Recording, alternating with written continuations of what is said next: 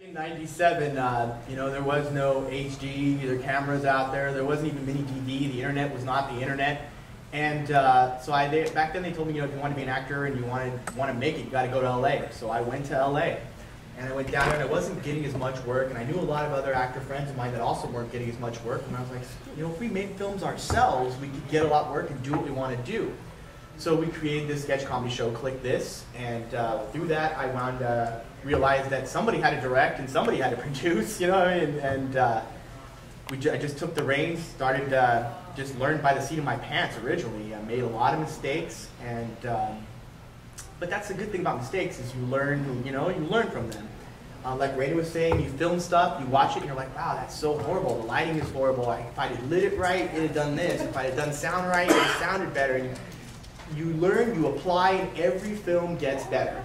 And you learn and you grow as a filmmaker. And it took me a long time, but now it was like 10, 11 years later, now we actually we're starting to win awards, we're starting to get known, starting to do things. And it's a great time to be a filmmaker nowadays too. So you know, all I know about to you. So I would say always to independent filmmakers, to any filmmaker, get out there, shoot, and make mistakes, and make movies. Because everybody can see them now. Long story long. And actually, that's one of the great things about living where we live. You know, as opposed to LA, there's not as much competition. There are so many people who want to make films. A lot of you probably.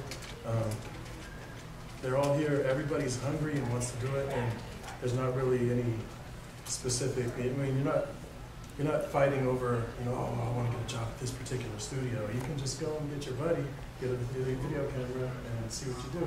You know, and pretty soon you start meeting people. The ticket is to get out there and do it. You know, like I started out as a PA on a million sets, and then, you know, then the next thing I'm doing was building sets, and then this guy put me in a movie as an actor. I never thought that would happen. And it starts opening doors. You start meeting people like these guys. You know, like it's very fun, and it's an exciting place to live. I think, just right in the Northern California area, because there's just so many opportunities out there if you just know how to look for them. And the best way to look for them is just put yourself out there.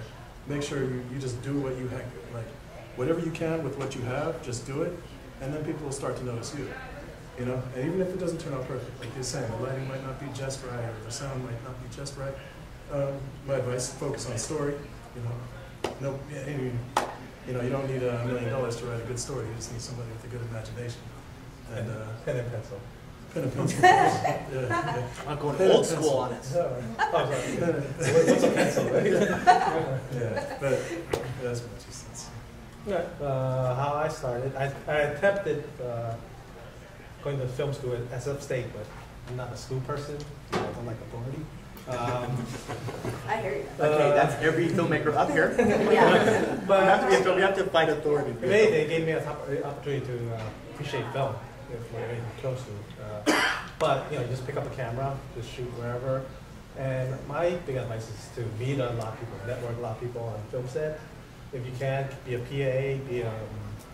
I started out as a script supervisor on a martial arts flick called Hand to Hand a few years back.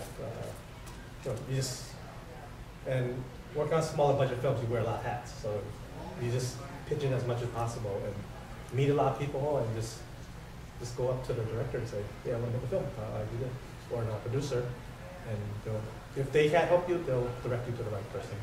And in this industry, you know, it gets a bad rep for having a lot of egotistical people. In my experience, that's not really true. There are a lot of people who are hungry, who needs to help with each other, and there's a lot of networking involved. So just jump in, and you'll be there.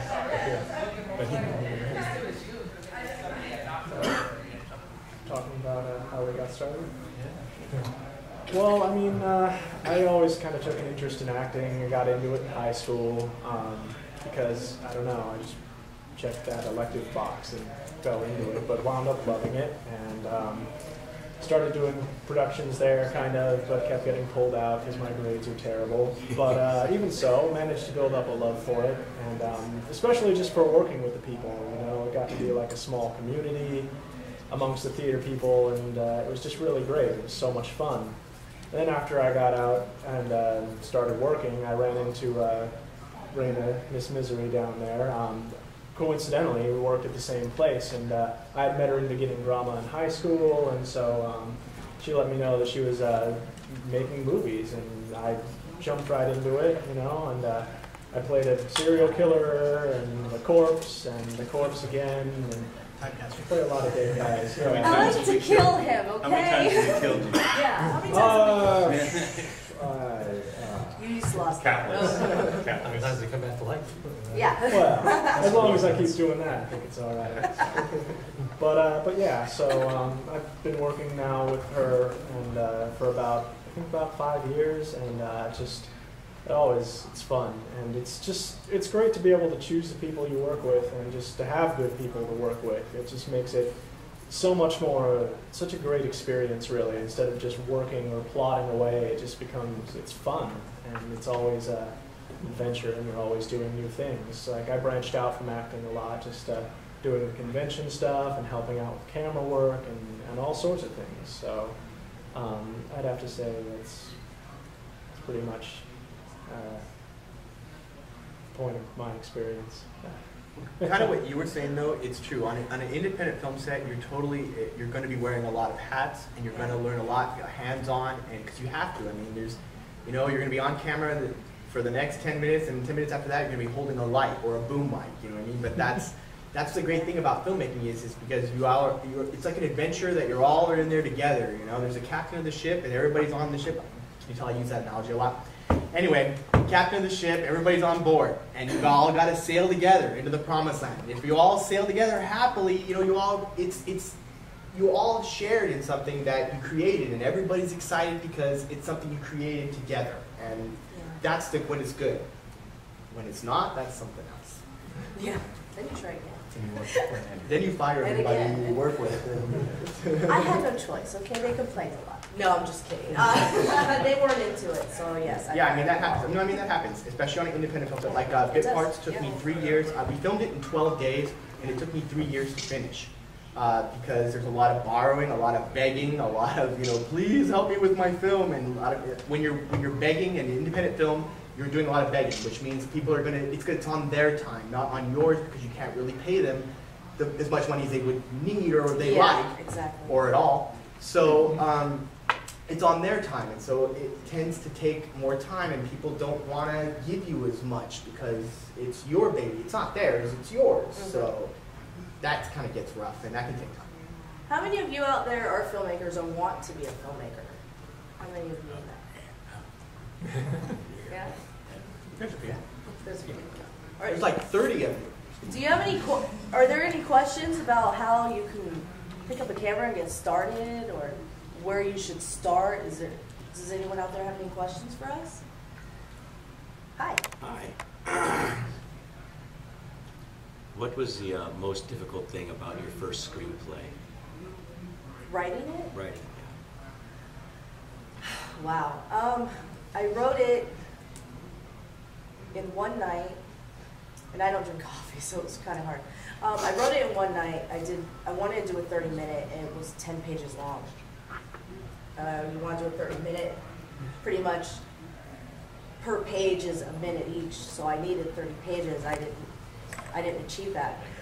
When I first start getting ideas, it's basically everyday life. You get angry at someone, I think of different ways of killing them. Then I'm like, oh, that'd be a great story so that's what I did with Uninvited. My first film is I wanted to do kind of like a ghost story, and I wanted to put my friends together in it and do something kind of cool. It didn't turn out still the way I wanted to, but what happened was when I write a script, I'll write it, I'll throw it in my drawer, and I'll look at it a week later, because then I'm like, okay, I want this out, I want this in. Oh, I know where I could put this in and this out. So doing that, I ended up getting my 30 pages in about a month and a half process of doing that. And it still wasn't what I wanted to exactly, because it never is for me, but I still shot it and I still did it because I needed to get my feet wet in it. I needed to know what to do and what not to do. So there's always going to be a challenge when you're writing. You're never going to be satisfied with yourself in anything you do. But if you do it, then you'll know what you want to do later on. Get closer. Yeah, definitely. Zombie baby steps? Zombie baby steps. Yeah. It absolutely is. It's a progression. our saving grace and curse for our company is that we can do a ton of stuff in-house. Between Raina and I, we know how to do graphics. We know how to edit our own stuff. We know how to do our websites. So that saves us a ton of dough. So if we had to hire a lot of people outsourced, then we would be just bleeding money big time. Yes. So anything that you can find, or your friends or anyone can help you do little things, especially for free. Maybe you feed them, give them a free beer. Then that always helps, especially when you're just getting started. But always jot ideas down through the day, because that helps for me. I'll be on BART on my way to my day job, and I'll be like, I have a great idea, and you'll always forget it. But once you start writing it, it kind of just bleeds out of you sometimes, you know? When you're hungry for it, when you want to do it, when you know what story you want, and you want to write it, it will come out and you will write it. Right when you're very angry or very sad. That's when it all comes out. But especially when you're angry, especially when it's hard though. Yeah. For us, writing with a budget in mind was kind of a problem, because when we did our first film, we had like 50 cents to make a full feature, and when we did it in 2003, we were shooting on film, because there was no, I didn't want to do mini DV, because I knew that if I put a movie out on mini DV, it would have been like, wow, it's a really great school project, and I knew how much work and effort goes into making a film, and I just couldn't do that. So we went for film, we went for a Super 16. We were able to schmooze Kodak, because everybody was, no one was shooting on film, and it's even more so now. But we were able to get half our film for free, but it was still a huge cost. We had telescene and all that. So when we were writing our script, we had to keep the budget in mind, and we had to use everything that we had. And that's what I suggest to independent filmmakers always is take a good stock of what you have, what you know you can get a hold of. We knew we had connections to a cab company, so we knew we could get cabs. We knew that we had my buddy had a great house in a location that was up in the woods and stuff like that. You know, as much free as you can get as for an indie filmmaker, you know, that's what you want to try to focus your writing on. And say, okay, I have these weapons, you know, so I need to stab with those, and then you just fill in the rest, everything. I'm such a whore, dude. Stabbing. Anyway, kill that screenplay. Kill that budget. I'm sorry, there was a question right there. Oh, I will let you finish your thoughts there on what you're talking about, and I'll come back. I was about to say the same thing about thinking about what you have when you're writing a screenplay. I mean, if you're writing a screenplay that you're going to try to shop to someone, I mean, of course you can do anything you want, but if you want to actually get this thing shot with your resources, you have to really be disciplined and Resourceful, you know, creative. yeah, trading favors is a good one. That's a good idea, man. If you have like say you're a web designer in your day job or something, maybe you can design a website or, you know, do some improvements for somebody's website so you can, in exchange, get, you know, X help from them for your film. That's smarter and, you know, yeah, totally quid pro quo. That's all about. I'll work on your film today, you work on mine tomorrow. Or yeah, definitely. And the only thing you have to barter is your body. And, That's a good day. That's a good day. sorry. Usually bring like that. My question is actually about distribution. You mentioned these days you can make a film and hypothetically everybody can see it. So do any of you have any practical distribution stories that could help those of us in the room making movies? Because, I mean, you spend this much time raising money for a film, you spend this much time making the movie, you might spend this much time trying to get the movie out there. Definitely. Anybody have any practical advice? The thing about distribution, we're pretty iffy on it. We've talked to a lot of distributors, we've had offers, it's always one of those, oh, you get 40%, we get 60, or Yeah, we don't want to give up our rights to our films as well. Yeah, exactly. So. We haven't even gone through distribution with any of our stuff. We do everything in-house. We buy the blank DVDs, we buy the cases. We spend time putting all the labels on the DVDs and everything, and then we go to cons, we sell it. We go to rental stores, we see if they want to throw it in their rental shop to rent out. And When there was rental stores. When there was rental stores, yes. A lot of them have closed down that had our DVDs in there. And word of mouth, really, and that word of mouth will bring you to a distribution company that you might be comfortable with. And we get offers all the time, we meet so many distributors all the time. It's really, if you are, like for instance, are we ready to take that cut to get our film out there. Part of me is yes, and a part of me is no. So it's something I'm still experiencing and trying to work through. I don't want to let it go, but if you really want to get your name out there, sometimes you just have to. Yeah, with Bit Parts, we actually have distribution with it. It's a good thing in that we're out. You can buy us at Borders. You know, we're on Netflix. We're out there and everywhere. But our distributor is completely taking everything we made for 5 years. They know that it cost me $30,000 to make my movie. They knew I didn't have the money to go out and sue them. So they went, you know what, we're just going to take everything you make for the next 5 years. You don't like it, take us to court. Well, I couldn't do that. So we're on, let's see, in September, our 5 years will be up, and they've taken everything we've made for 5 years. So, I mean, with a distributor, you've got to do your homework, and you've got to read the contract. It was the small print that got us. And, you know, I made a mistake. I mean, I was a first-time filmmaker in LA, and I totally fell into the trap. And so I'm always going to be the first one to tell filmmakers, be careful when you're looking for distribution. It's not 1980 anymore. When I released my film in 2007, I was under the impression it was 1980. And you had to have a distributor to get on the shelves. You had to have a distributor to get out there. It's not. The internet is huge. Thanks to Facebook and things like that, independent filmmakers have voices now. You can actually reach the people and like they're saying, make your own stuff and get it out there to people. You don't need a distributor anymore. You can get to Netflix. Netflix will self-distribute. Amazon, you can self-distribute through Amazon. iTunes, yeah. Or Movie Baby. Yeah, I mean, Associated with CDBaby.com. In today's technology, the way today is, you make a voice for yourself and you get yourself out there and you make all the money. You don't let somebody reach their hand in your pocket and take your money away from you, take your film away from you. You don't have to do that anymore. That's would be my advice. Be careful. What was the line of the contract that turned out to be the problem? It was it was an or that should have been an and. It's so simple. What basically they did to us is, I don't know how to explain it. They basically said they will take everything we make for the next 5 years. Because of the wording that they put it, I couldn't like change the contract. I couldn't force them to bring me back the money because of one word. I don't know how to. I don't even understand it. My lawyer understood it, but I don't understand. He was like, "We're screwed," and he's one of the best lawyers in LA. So I'm like, "What can I do?" You know, I mean, I went at him, and short of taking them to court, there's nothing we can do to get our money back. So, and if we took them to court, we would win. But I mean, it's obvious. I mean, they've given us no reports. They've done nothing but screw us.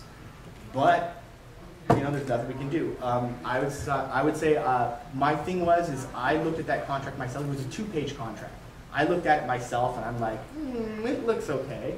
Which everyone right now is like, looking at me like, that's so stupid. But I mean, when you're trying to sell your movie and you worked so long on it, and they're like, you know, it's your first time and you're out there and you're saying, you know, they're going to get it on the shelves, they're going to put it in the movie theaters, they're going to do all these things that they say they're going to do.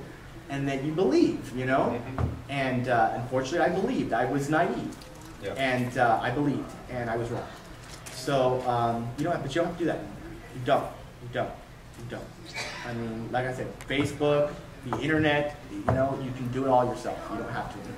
Going to the cons. Going to the conventions. Yeah. I mean, it's just, it's sad. It's really sad. And it's being done today, because I've seen, like we made that deal in 2007. Here 4 years later, I see them putting out film after film after film. So they're still doing it to all these other filmmakers out there right now. What's the distributor? Well, I'm luckily, because I as long as I say everything that actually happened, which this all actually happened, I can legally say it's Cinema X. Do not go there. Okay. Greg Hatanaka. Do not.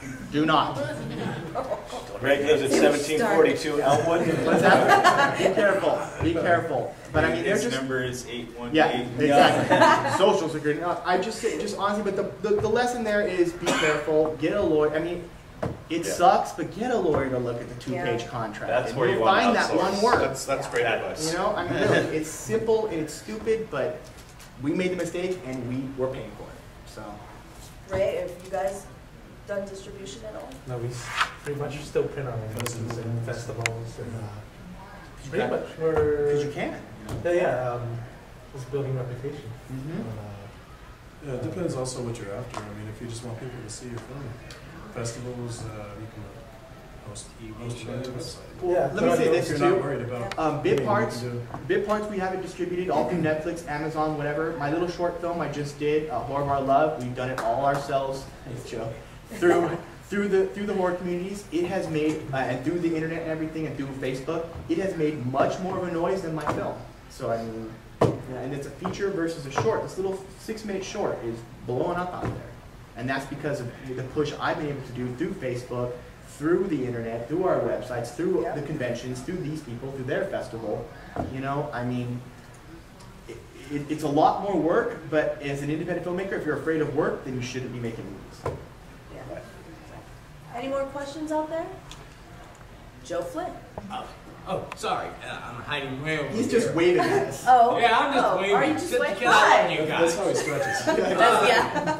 Where's my gas thrower? What are you guys' next projects? Anyone? Ooh. Is that us? Okay, I'm going to take over the world. Right. That's simple. Total world That's domination. simple. My next one, I'm working on a comic book series called Forgotten Tales, which is kind of like Tales from the Crypt. I'm kind of trying to bring it back. Miss Misery will be posting it, of course. And we'll be doing a feature film called Forgotten Tales, kind of like Creepshow, so a trilogy. And then we're going to make that into a series. Hopefully, I'm in the works of talking with Coffee Channel 20. I'm trying to pitch it to the Sci-Fi Channel. And if not, then you can come to a convention and buy it. Right now, I'm working on a new short film. It's a little zombie thing. Has to be with Zombie Day. But a little zombie short film I'm working on with the lovely Scream Queen Michelle Tomlinson. We'll be shooting that in LA in the next couple weeks. I got an original idea. It's Johnny and Death, about a kid who meets the Grim Reaper. It's kind of a dark comedy, super pre-production stages right now. The screenplay is awesome. Everybody reads it, loves it, so I'm hopefully going to work with some good people and get that started. Plus helping this guy and the thing he's about to talk about. Let's see, I got various projects going on. The first one is called Introducing Sally. It's a 10-minute viral video about torture and revenge, pretty much. Tease it to a longer short film that I eventually will do for that. I'm co-writing with my brother Hellhound type of film, where it's a homage to American Werewolf in London type of films, original non-CGI werewolf type of stuff. And I'm also shooting an Asian gangster flick for this other writer. We work in various genres. I do a lot of horror, but I also do a lot of other violent films that doesn't involve horror. Very good. Hey, you guys all know where to send those trailers to, right? To you? For information. 411? Yeah. Call Joe. He's available. At 867-5309 or something like that. Don't answer. Okay. Awesome. We'll remember that. Yeah. Easy number. Yeah, exactly. Dylan? I mostly work with these people, so. He's doing it with I'm us. probably going to be dying soon, so. Yeah. I need some more corpses in my film. Right, of course. Any other questions out there about filmmaking, getting started, what to have on set? Yes? Have any of you dabbled in 3D yet? No, No. not yet. It's prosumer cameras are on the market. There's a new Panasonic. It's the AG3D1. It's a little thing like this with two lenses in the front, and the cost is so low on these things that a $10,000 production can rent them now. Wow. Dylan could die in 3D. Let me take a look. What do you guys think about going and seeing a 3D film versus just a regular film? Do Yeah. you think it's better, worse? I'm a flat screen guy. I like 3D, but I totally feel like it has its place. It has, I mean, if it's a gimmick, you know, I mean, it is. I mean, and if it's gonna, I feel like the same thing about 3D that I feel about CGI. If it's going to help your film and be a part to make your film better, then cool. If it's going to be the star of your film and that's what it's 3D, or it's CGI, then I don't need to see it. You guys said Thor came out recently, and it wasn't really touted as being Thor 3D, but it was a 3D film. And if you saw it, the 3D was used to convey depth and not like something coming out at you. See, I can appreciate that. That's kind of cool. It looked really I think- fly out into the So audience. It looked really I thought It's good, nice that they yeah. didn't do that. Yeah, I that's thought kinda the cool. film was a little murky and a little dark because of the 3D. It was a after 3D effect, so it wasn't shot in 3D. But I appreciated the fact that I was able to watch the whole movie without taking off the glasses and rubbing my eyes halfway through. Yeah. That is Because kinda cool. it's that projection thing that causes the focus point to cause eye strain and muscle fatigue. Right. So I think as long as it's used to sort of enhance the picture and create a sort of more immersive environment, I say why not? Well, I mean, that's generally what, as filmmakers, what we're trying to do is we're trying to create this whole other world and bring you in. If we do it right, we have you for a half an hour or an hour or however long the short or a film is, trying to take you into the world. When you create depth like that, I think it's only just going to be, if you're using it that way, it's only going to help submerge your audience in that world anyway. So, I don't know, it's kind of cool. I like that. If your movie's good enough to make the audience forget it's 3D, then yeah, go for it. There you go. Yeah, exactly. If you're constantly throwing things in people's faces and they're like, oh, look how 3D that looks, then they're not in your movie and you kind of defeated the whole purpose. We saw that in the 70s. I agree. Yes. I was about to say, it keeps coming and going, like each decade, I think. It just keeps coming. I think it's here to stay now. Yeah, I think that more and more flat screen TVs now are 3D Cape ready, and more titles. It's just, especially for blockbuster tentpole releases, it seems like 3/4 of them are 3D now. And the Because ones it that can. are, Yeah. Because the they technology can. And they can go, look, it's worth more money too. but for indie filmmakers like us, I'm saying I've done some research and I've found that you can, I shot a short on a 3D. My whole budget was $10,000 and I was able to shoot it in 3D and it looks gorgeous. I'm real happy with the way it turned out. That's just what amazed me. That's what the technology of today. I mean, like we were talking about it last night. When we shot our movie in 2003, we had to use Super 16. It cost us around $30,000. We could make the same movie today for under $7,000. It's insane. Insane. With film? Not the film. And film would still cost us about $30,000. Yeah. But yeah, because we still got telecine and all that, and camera. And we were lucky we rented our camera from Panavision. It was a top of the line Aeroflex. It was beautiful. It never broke down, never chewed film. It was excellent. But yeah, it would still cost. But today we don't have to. You go full 1080p HD, and it's totally an acceptable format. People see it all the time, and they totally will accept it. You can make movies, it's acceptable. The distributors out there, if you want to change distribution, they will accept an HD film. That Panasonic camera is 1080p. So it's 3D and 1080p? Yeah. It looks gorgeous. bells and I'm whistles sharing right this because it's brand new technology. Yeah. I saw it at a 3D convention in Los Angeles last year and watched it. And for any filmmakers in LA, I rented it from Indie Rentals. And I did a one-day shoot, and it's dirt cheap. Now, if you mind asking you a question, what's it like to edit that? It's hard. Is it like the red? Is it gonna be like, are we talking like a gig a minute or? No. Well, what I did is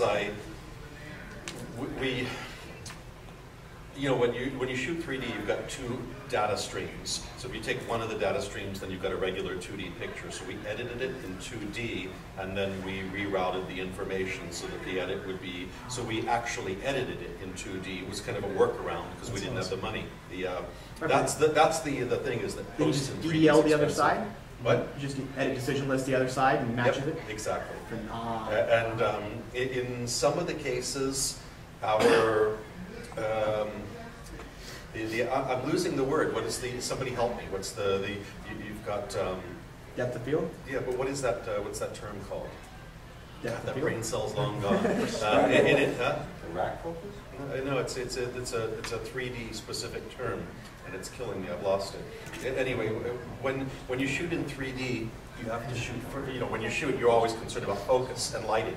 Now you have the for me to, yeah, but see, there's a one-word term that I've lost, but it's the focal point for where your eyes focus. Right. So if I'm shooting you, but this fellow's in front of me and these chairs are here, you have to tell your camera where exactly are you putting the focus on. What am I focusing on? Yeah, and so that way we determine whether, if I'm focusing on this, then you guys are considered depth. If I'm focusing on you, then this thing is projection. Right. And it's where that point is. So, yeah, for post-production, you have to tweak this, and I highly recommend getting a stereographer on your shoots. Now you need a cinematographer, and your first AC is the focus pull. Now you need an additional body, a stereographer. You don't have to pay them more than $1 a day. You can still be indie and do it for cheap. But you need to have somebody who's going to go out, because you need, with a measuring tape, it's that precise. Wow. Wow, I did not know that. That's cool. Yeah,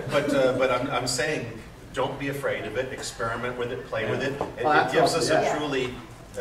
We got an edge right now on the studios who are spending $100 or $200 million to make their 3D movies. We can make ours for $10,000 or $20,000 and be just as competitive. I love that. See, it's the Yeah, world we it's live a in. good time. You know, to be a filmmaker, like some people say, oh, it's such a hard time because everybody and their mother can make a movie, but it's a great time too because everybody and their mother can make a movie. I mean, you're included in that. You know what I mean? The technology's out there for us.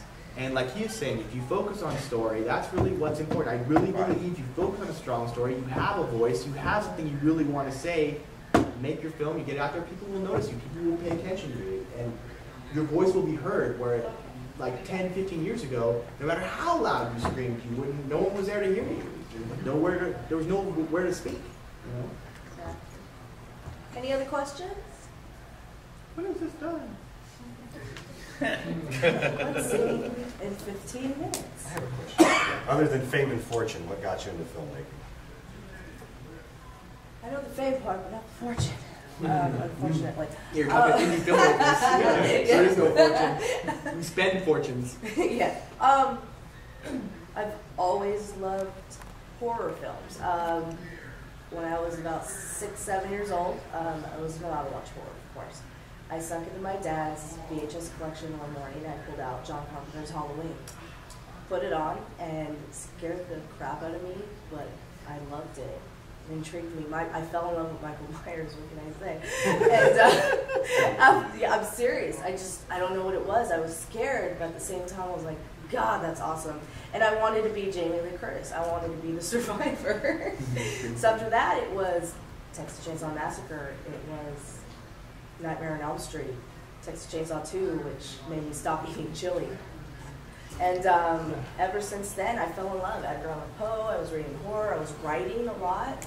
And just growing up, I wanted to be a scream queen. I mean, I'm a scream queen now, but I wanted to be like the big actress. And nowadays, I'm like, I want to be the one with all the director credits. I want to be a director, I want to be a producer. I want people to watch my horror films or my films and fall in love with them and be scared by them and inspire them to go out and do that too. And that's how I got started. For me, I started out as an actor. Like I said, I just wanted to be in front of the camera, always wanted to entertain, make people laugh. And then for me, directing and producing, it was a necessity. I just had to because no one else was going to do it. They're all looking at me, so somebody going to do it? Dave? All right, fine. So for me, it was a necessity. I didn't know that I loved it.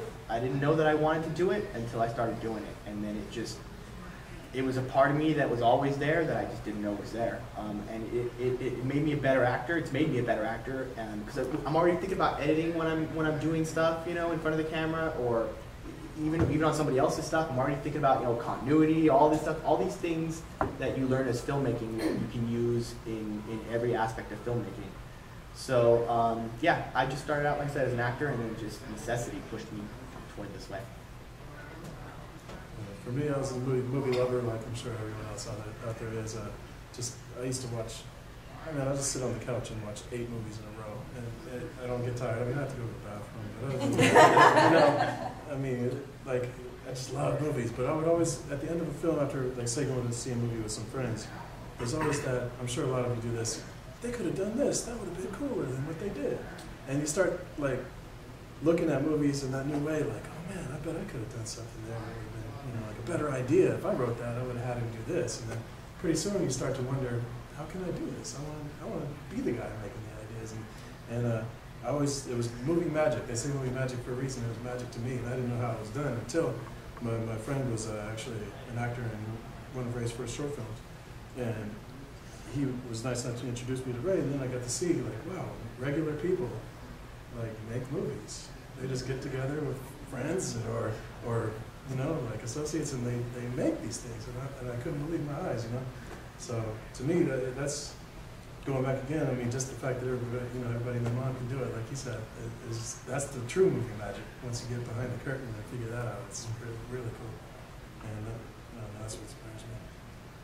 For me, it's pretty much the emotional reaction from telling a story. You know, when you break someone's arm or shoot someone in the head, it's pretty cool just watching people sweat. I get a kick out of that. Yeah, watch my movies. No, you're right. Yeah, no, I mean, yeah. When the audience screams or squeals, yeah, totally. Yeah. Well, that's gonna be a boring movie. Yeah, that's my answer. His most recent film, when we were in the theater, I waited. I didn't want to watch it until we got in. You know, we had like a little premiere party in the theater. You know, it was like 300 people, 300 people, somewhere in between there. I was enjoying their reaction more than the film itself. I mean, you know, the film was great, of course. It was amazing. I mean, but the audience, you see, like their reactions. Oh my gosh, he's right. Yeah, I'm like you just get down swept up in that. To the second when they yeah. Man, I'll pay money for that experience. Yeah. It's so true. You're like, oh, there's gonna be a laugh in 3 years, and then when it doesn't happen, though, you're like, yeah. Why is this an oil painting audience? Why? Yeah. Totally. Oh, how I got started. Oh, sorry, I wasn't talking much. So how I got started, I met Raina about a while ago, and she introduced the short film that she shot, but needed an editor. It's called Sinner. So she already knew I was good at graphic arts and websites and stuff like that. I've done a lot of audio editing, so I'm a musician as well. So she came over with a program and her footage and said, could you help me edit this? So we were actually both learning this program together, editing. And then she knew exactly how she wanted the films, and I was pretty good at the computer already. So it just kind of, and then that just kind of, we just kept doing it, and now we're married, and we still do it. And it totally, I didn't ever know I wanted to be a filmmaker until this was kind of introduced, this world was introduced to me, and then I just quickly fell in love, just the artistic aspect of, wow, how are we going to create this crazy thing in our mind and put it on film and have people watch it? Okay, so that's a challenge to my artistic brain. I love it. And I do a lot of tech loans. I do a lot of editing and a lot of the posts and stuff like that. So we're trying to do my best with most of that stuff. And learning and growing, like Dave said, every single thing we do, you know, especially where I learned to edit the most was we do a horror genre interview show called The Last Doorway Show.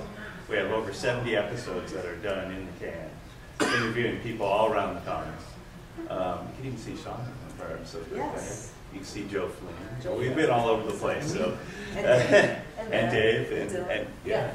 So that experience alone has helped me grow as an editor. And then, of course, when you learn how to edit, then that also helps you learn how to shoot. So I do most of the shooting as well. And then thinking about your story and the continuity, it all starts tying together in this great thing. So, and then you look at your old stuff and you go, like Dave mentioned. What was I thinking? Well, yeah. Why didn't I have a light on that guy? Why was the light over there? Okay, well, next time. I know, it's something so simple as that. You're like, if I'd have lit these people, they'd have been seen. Yeah. But you know, it's, I don't know. So you look back and you're like, why did I do that? Yeah. But you learn, and you don't do that again, hopefully. Any more questions?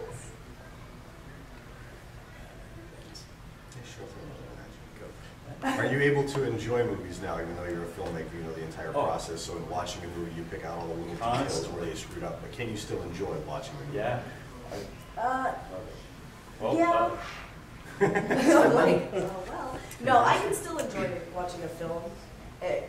Kind of in a away sucks, watching a horror film in a theater or, you know, at home, because I'm like, I know how they did that. Yeah, oh, I know how they we did overanalyze that. a little bit. And I'm like, oh, that's a good idea. Why didn't I think of that? So yeah, it's a lot of analyzing, and I kind of get like that. But I still enjoy film, and I still respect it. And even with independent films, because we do a film festival and we do 20-minute under short horror films, and even though we do get some films that are kind of, you know, not so good, I still respect the filmmaker for picking up that camera, for doing it, and just doing something, you know. And I'm always here, and you can always email me, and I always give out any advice you need, anything at all.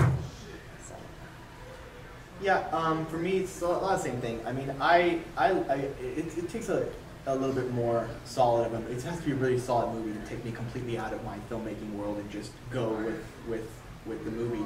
I'm a little like them. I'm a lot like, I want to try and figure out how if I see something really incredible, I want to figure out how do they do that and how can I do it for cheaper, or how can I make that fit, or how can I do that?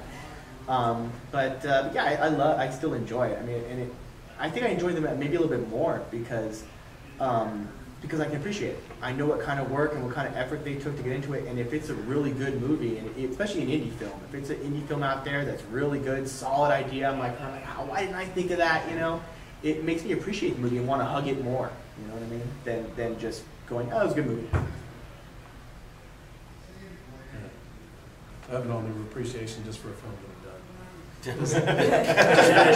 They say, there's a movie coming out. Oh, great. Oh, man, good for them. They did. Like, you know, it's just a thing. It's amazing the things that go into it. So. Yeah, you just appreciate, even though I probably watch films a little more critically, I appreciate it more. Working on my own films, it inspires me more, even for bad films. Me as well. Yeah, just there's so bad much films are stuff. very fun. Actually, bad films are more fun to watch because Sometimes, just Then you watching know them. what not to Well, it's do. like what we were talking also. about earlier. Yeah, you learn from you're like, oh, yeah, What not I don't to want to do that. I don't want to do that. I can't make those mistakes. Sort of makes me feel better too that I can do something worse than me. That's a good point. You did something worse than me. Edit that out later. I think I did that to be advice. I think it's been a film. That's advice. Do a film worse than him. Yeah. Still? There's a question, is whether the technical aspects and knowing about them allow you to enjoy films too? Is that Yes. If you enjoy watching film still, or if being a filmmaker is taking a lot of that away from you. Oh, no, I absolutely enjoy watching films. For me, I just shut that part off. This is it. I just go back into just watching a film as it is, and you know, I just forget all about it. Just push it out of my mind and just enjoy it for what I see. And don't overthink it too much. You're lucky you can do that. Yeah. So we're gonna wrap this up by us giving you some words of advice for those of you who want to get started in making films. Grab a camera and do it. Just do it. Like our things, we just don't take no for an answer, and we don't let whoever's around us go, oh, you can't really shoot a film. How would you do that? You know, if you have an idea, and I mean, cameras are cheap. You can get a cheap camera. We lighting, you can go to Home Depot and pick up construction lights for like 20, 30 bucks for these high watt, 1,000 watt, two dual lights. Just take the cages off of them, and you've got this nice bright white light for really, really cheap. I use also, you know, like those can looking lights that have the clips on them that you would put to work on your car. I have a bunch of those, and I just put them all over the place. So there's a lot of ways you can work around, you know, renting the big rig lighting truck and having everything all set up. And though we really want to have that stuff eventually, you know, as our company grows, you know, we will start getting more professional gear. It's a lot easier to work with than the shoestrings and stuff like that, but you can still do it. It can be done. Yeah, so don't let like budgets or things like that stop you from getting your dream on film. That's what I'd like to say to everybody. Yeah, I go by my own little motto. You only live once, right? I mean, if you want to shoot a film, Not him. shoot a film. Not him, except for film. If you want to shoot a film, shoot a film. I picked up a camera, I fired everyone, and I shot a film. I mean, you can do it. If you go to lulu.com/laststoryproductions, I have self-published an independent filmmaking book of every single film I've done and how I did it, what to do, what to use, how to do it, how to make blood. There's blood recipes, storyboarding. I stick figure my storyboards, but you know what? I know what I want, so that's why I draw it. Or you can hire a friend who's a really good artist to do it for free and feed them. But you know, you only live once, do it, and that's my goal. Is to I have a list and everything I want to do, anything at all, the film festivals, the show, what kind of films I want to shoot and do. I mean, I want to do a musical someday. Can you believe that? Weird, huh? But yeah. And pick it up and do it. Don't let anyone stop you. Okay, please. Through my first film, and I showed it at my job. At lunchtime, we made popcorn stuff. People told me it sucked. And I was like, you know what? I'll make another one then. So just go for your goals, for your dreams. Don't let anyone stop you. And send me your film. I'll review it. Yeah, my advice definitely is what they're saying for sure, and definitely submit through Raina. Raina, her film festival, and the things that she does are really cool. She supports filmmakers, supported me in my film. I met her last year, and we've been only friends for a year. But with my new film came out, they supported it, pushed it out there. And that's a lot of what you got to do. That's what I was going to say. My advice would be exploit today's, well, first of all, my advice would be protect yourself. Protect yourself. Okay? Get a lawyer. My second advice would be exploit technology. And not just the cameras, the internet. I mean, I've been able to create a pretty decent following over Facebook and all that, get people excited over films that I haven't even filmed yet. So I mean, and people are waiting for it. I mean, that's how we like I said, we are independent filmmakers, but today we have voices. So use them well. Speak loud. Or forever hold your peace. Yeah. What he said. You know, I think for those of you who haven't made a film at all, and you're just kind of curious, like how do you go about it? The best suggestion I could give you is make a film that's only going to take a day to shoot. And like, you can shoot it with your phone. I mean, I've seen some stuff on Vimeo that people shot with iPhone. It's I've seen that decent. too. Clean I mean, video pretty good. shot on a phone. Yeah, and like, if you have like no money and no friends, you're sad. You can still make a movie even though you're sad. Just that movie. And you know, like the other day for fun, me and this guy shot a 5-second short, like it's something that's going online. You know, like there's this these guys on YouTube, 5-second films. I don't know if you heard of them, but Wow. they're so funny, and we just had to do one. But you know, that would be, I think, a great way for someone to start. You just go like, oh man, I'm gonna make like the shortest video ever, and it's just gonna have me and my friend talking to each other and saying funny stuff. There you go, do it. And then even if it turns out to be the worst thing in the world, and you wouldn't want your mom to see it, and you know, like that, it doesn't matter. You can take that and build from there. And another thing about YouTube is all the tutorials that are on there for writing, for editing, using all these programs. There's film rainmakers. You don't have to film have school like online. Academy of You Art can anymore. search for anything. Yeah. Anything. Where can we see your 5-second Go to myracemedia.com. I love that. We all have films up here, but she asked about the 5-second. Well, you said yours is on Netflix And YouTube. Yeah. I'm just kidding.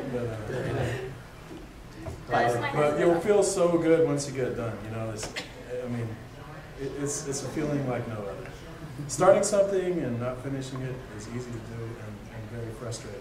But finishing something, then you start to feel like, oh man, there was a reason I did all that stuff, and there it is. That's Sure. My advice, get on the internet and Google Filmmaking 101. Learn all the basics, pretty much that. Buy a $200 camera, upload it onto your laptop, and then upload on YouTube. Chances are it will suck, but you'll learn from it and do it, same the process over again. Learn from enough of your mistakes, if anything. Do a cheap video. It's yours. Yeah. People watch it, and let everyone else know about it. Let it go viral. Market yourself. Let everyone know about you. That's it. And you know, your friends to support you. And Raina, I was lucky enough to get my first film on her festival, and it just blew up from there. We're here. Thanks, Raina. Thank you. Thanks, John.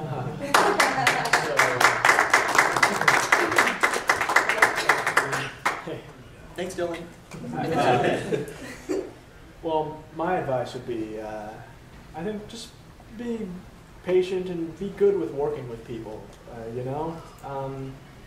There's just tremendous strength in collaboration, in people working together and pooling strengths and talents and resources. And even really great ideas or really, you know, things can fall apart if people just don't work together well, or if there's drama or infighting. But if people are close and they work together well, they'll make it happen. And it's tremendous to have that happen. And it's a really good thing. And another thing is, if you're going to shoot a film, learn how to edit also. Because editing will help you see, okay, well, why did I shoot it this way? It could have been that way. Editing is going to help you put together your film and then change what you need to make it better. Or make you see. I mean, like with my first films, I didn't have that vision. You know, I just was like, we grabbed the camera, we just, okay, we're on set, point the camera. I didn't have a predetermined vision. When you start editing, you start seeing things ahead of time, you start knowing what you're going to do, and it helps you create that whole path of where you're going to go before you even go there. And it's really helpful. Knowing where you're going to go before you get there is really helpful. Can you believe that? Thank you all for coming today. Thank you.